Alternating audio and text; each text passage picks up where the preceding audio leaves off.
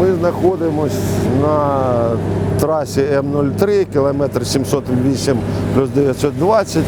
Тут запланований капітальний ремонт моста.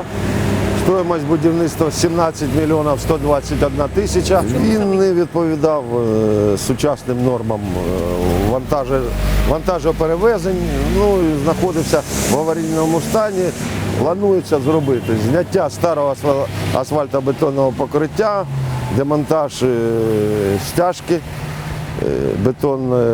нова накладна плита для усилення, 3 нових деформаційних шва мауровських, нове асфальтобетонне покриття.